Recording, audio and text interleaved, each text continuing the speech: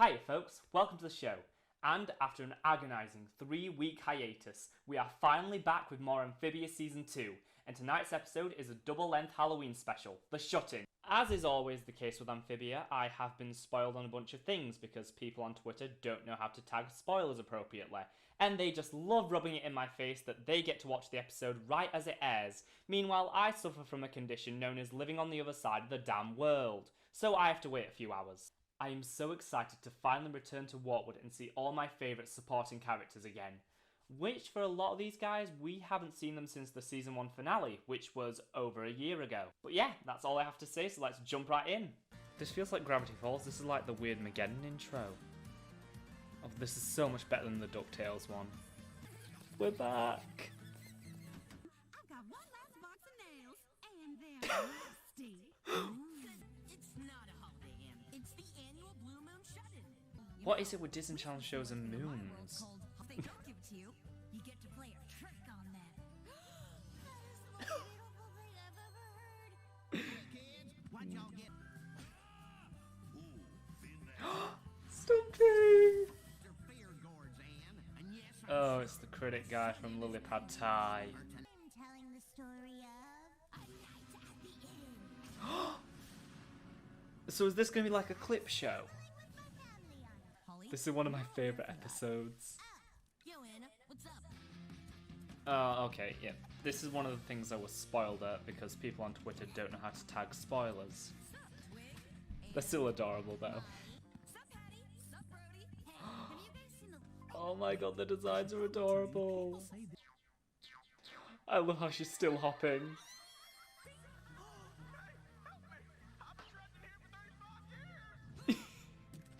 This reminds me of that regular show episode. Oh, it's got like Beanie Baby. Why? The tags say why. Wouldn't be Amphibia without nightmare fuel, now would it?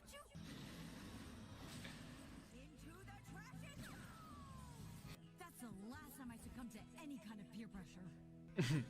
Guys, this crazy new burger place just opened on the haunted side of town. Everyone's doing it. Come on, let's go. Just a calendar alert reminding me it's Wally's birthday. I'm sure he's fine. Quarantine birthdays be like. whoa, hang on. That story's no good either. We were there. Been there, done that. That was actually my fault. Hey, someone else go. Oh my god. Scene. It happened. No. Presume. You presume correctly. Oh, that's such a good design. Welcome aboard. Mighty obliged. We'll stop at each of these addresses in order, if you please. That And when voice. I ask you to drive on, you do so.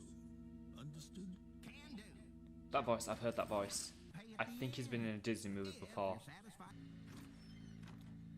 I probably would have knocked first, but that's just me.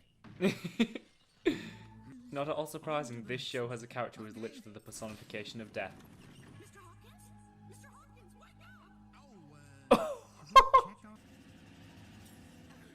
Is that a slaughter snake? Okay, good idea. You warn her and I'll watch the wagon. Oh, that's dark even for this show. Oh my god. Oh my god.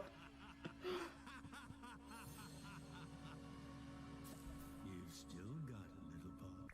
There was a time when frogs lived in fear of a monster that lurked in the woods.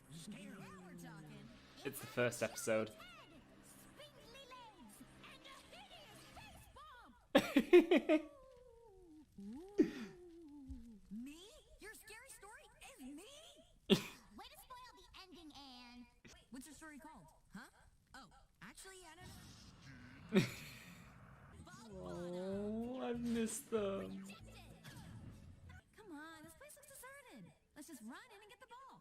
No one will even know we were here. I think someone's gonna know.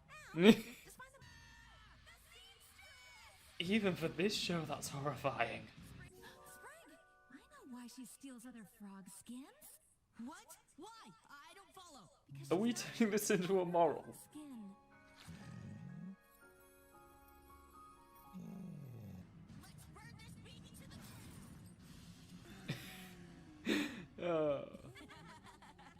Of course, that's how it You ends. look good without the hat. I mean, shut up, you. What? Did any of those frog skins look like my friend Gabe? I haven't seen him in a while. Guys, seriously, everything's fine. Can't see a thing with this on. Well, we better board this up. Wait, where's Oh, I've Paul? missed That's Ivy. weird. Dear fam, I slipped out while the door was open and ran off to go look at the blue moon. Why would you do that? So I can get my... There she is! I see her! Oh no! Don't look! The moon does nothing. Oh no, the blue moon has possessed her. No, that's just Polly. Works for me! Guys, guess what? The legend's true! Definitely not a holiday! That was the most morbid episode of the most morbid show the Disney Channel has ever made. Just, oh god.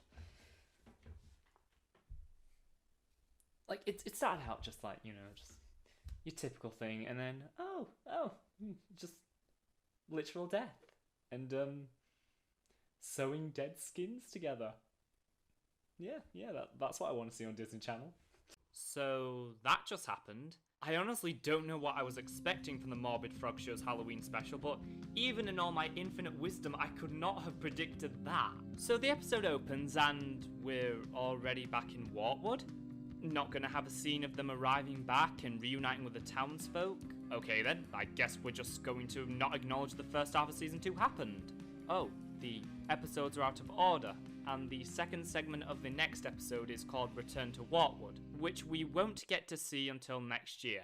I mean, at least it's not as bad as Milo Murphy's Law's first season ending on a cliffhanger, only to immediately air unrelated Halloween and Christmas specials and not resolve the cliffhanger for another year and a half. By the way, go watch Milo Murphy's Law on Disney+, because that is the only chance we have of getting this amazing show by the creators of Phineas and Ferb a third season. We learn it's the Shut-In, a not holiday, where the inhabitants of Amphibia lock themselves inside due to a blue moon. Because if there's two things Disney TVA shows have in common, it's portals and moons.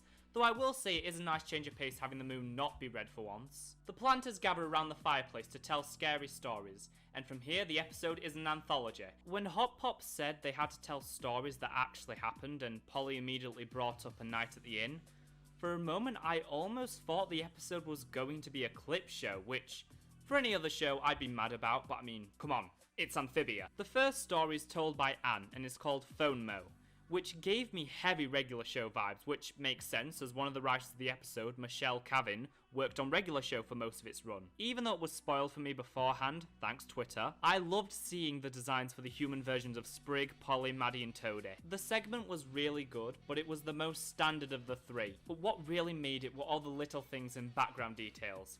Anna's plushies all having the Y tag on, and I can't believe I didn't notice this Kim Possible reference.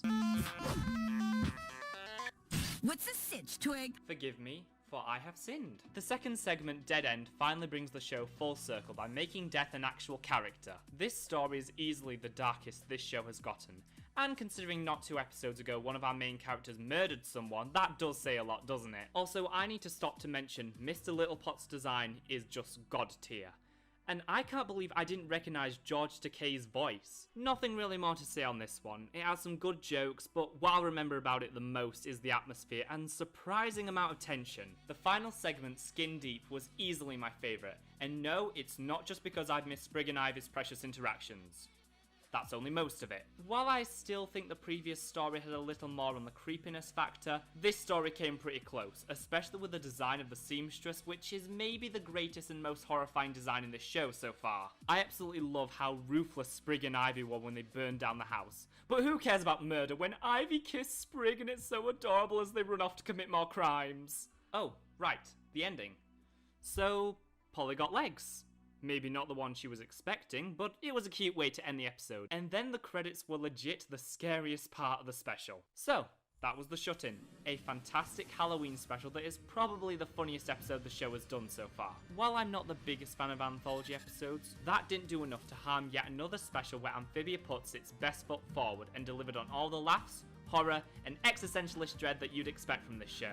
Will it be enough to hold me over until the show returns in early 2021? Definitely not, but I don't really have a choice, do I? Thanks for watching, folks. See you real soon.